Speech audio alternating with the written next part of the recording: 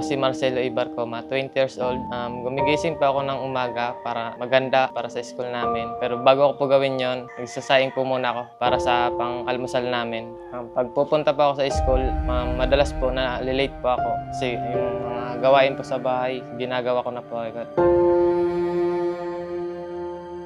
Si Marcelo po, sanay pa po siya. So binayaan ko siya 2 years old. Sa nanay ko po siya lumaki. Kaso nabarkada man siya. Diri siya nakatimpag-eskwela nga, nakatotokay. Tapos yun, nakaisip-isip siya na gusto niya mag-eskwela. Ito siya sa Manila, sa tunay niya na ama. Paadal siya modular.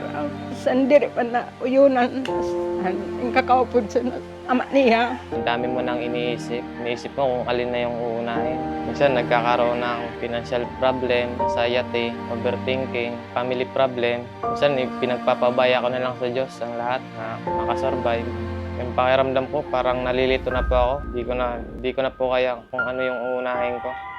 Unuli siya di sa akon. Sa edad na niya, gusto niya makilala man ang kaniya ama talaga. Okay naman po ang sitwasyon nilang dalawa kasi tinuturing naman niya na bata talagang ang bata ko na. Tinuturing man niya, bata man niya.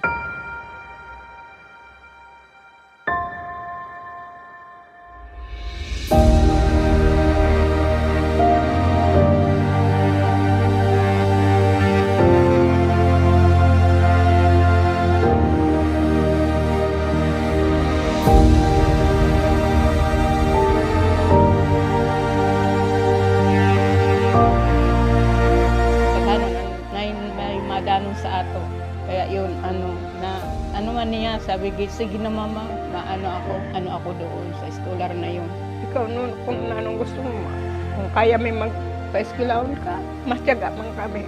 Para sa mga kabataang nag-struggle katulad ko, cheer up lang, laban lang, patuloy lang sa inyong mga pangarap. Hindi ko po inasahan na mabigyan pa ako ng ganitong oportunidad. Sobrang laking tulong po sa akin mga magulang at sa aking sarili. Hindi ko po sasayangin yung tiwala na binigay niyo sa akin. Sana po marami pa kayong patulungan kagaya ko po. Sana po ito maging daan sa mga pangarap ko.